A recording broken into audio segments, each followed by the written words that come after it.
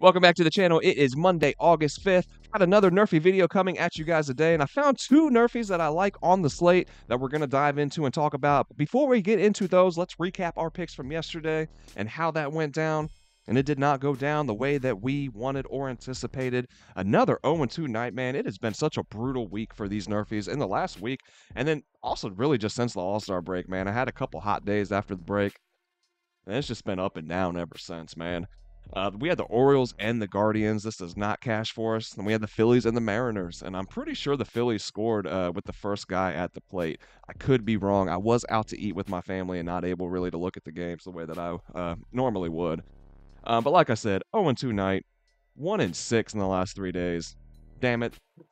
Things gotta swing back in our direction eventually, right? And hey, I'm feeling good about today. I don't know what it is. I woke up just feeling good. Your boy feels a little lucky. Man, today is the day that everything swings right back in our direction. I'm calling it now, right?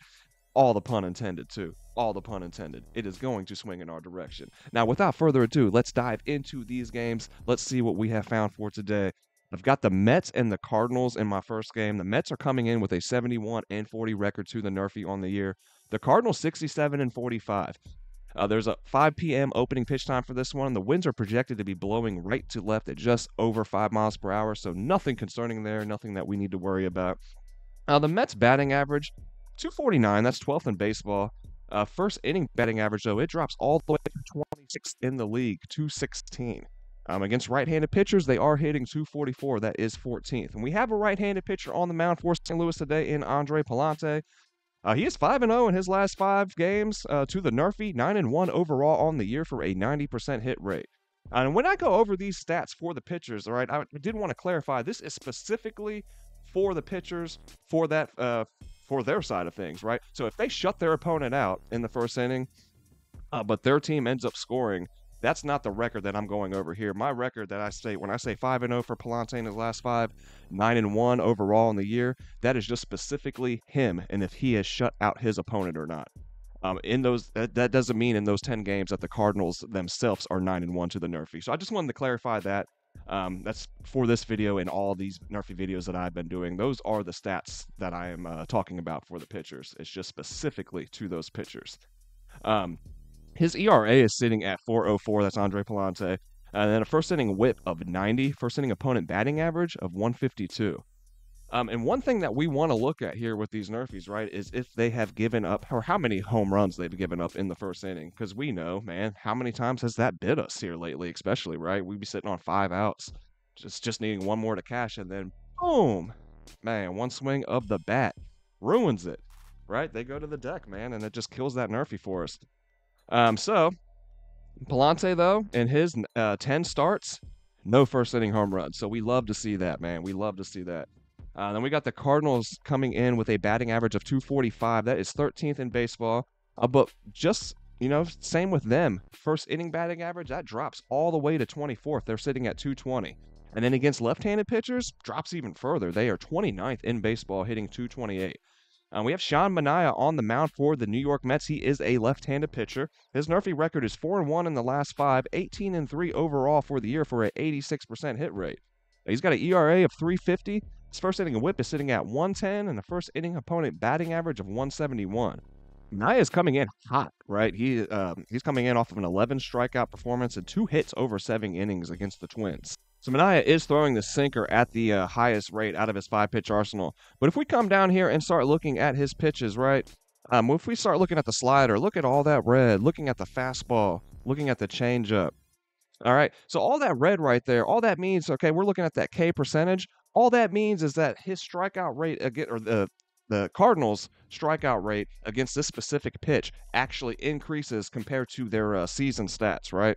And then we look over here at the WOBA. That means that their weighted on-base average actually decreases compared to their season stats. So this is one where, yeah, we got to be a little hesitant because of the bats that are coming into this game. However, we have one pitcher in Palante sitting at a 90% hit rate for his Nerfies.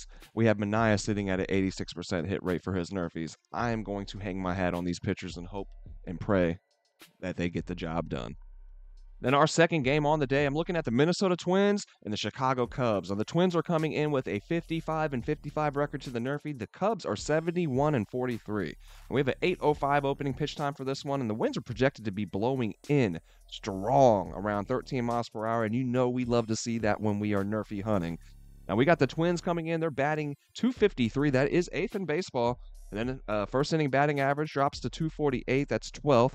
And then against right-handed pitchers drops just a little bit more to 244. That is 14th. And we have Kyle Hendricks on the mound for Chicago, a right-handed pitcher.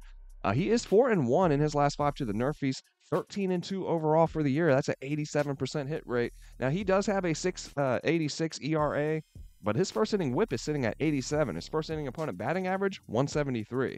So now, look, I know, looking at Hendricks' ERA on the year, his performances from game to game, he's not exactly lighting it up on the mound, right? He's not inducing a ton of confidence in his play.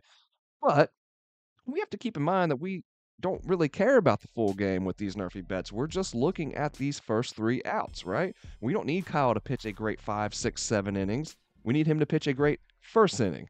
And so far on the year, as far as NRFIs are concerned, he's been well above average. These Mets bats are a little concerning as well, sure. But if we look at their last 5 games, they've only hit 5 runs once in that span. So it's not like they're coming out and just piling up the runs as of late either. So all we need is a 1-2-3 from Kyle, and he's cashed before for us, so I'm going to ride with him once again here. Cubs are coming in with a batting average of only 234. That is 24th in baseball. A first inning batting average of 213. That's 27th. And against right-handed pitchers, they're hitting only 231. And we do have a right-handed pitcher on the mound for Minnesota in David Festa. Now, he has only had 3 starts, but he is hitting his NRFIs at a 100% hit rate in those 3 starts, sitting at 3-0. He does have a higher ERA as well, 6.98, but his first inning whip, phenomenal, man, 27. First inning opponent batting average, 83. Festa throws a heavy dose of the fastball and the slider. And when we look over at the Cubs, obviously a lot of red when we look at their numbers against right-handed pitchers. We see their batting average drop. We see their on-plate plus slugging drop. We see their strikeout rate increase. But when we dive over here, looking at Festa's pitches and how Chicago does against them, specifically when we look at the slider, right? His fastball, okay, they're doing pretty good against it. When we look at that slider, boom, look at all that red. Oh, man, almost the entire lineup sees a increase in strikeout rate against the slider, and almost the entire lineup is seeing a decrease in their WOBA against that slider. So, 3 games is definitely a small sample size for sure. And would I back Festa for a full game right now? Probably not. But once again, all we care about is these first 3 outs, right? And what he's going to do in that back half of the first inning. And despite the small track record, it's been impressive so far, and those numbers are hard to ignore. So I'm going to get behind these pitchers, man, and their first inning stats, right? They've been NRFI studs so far.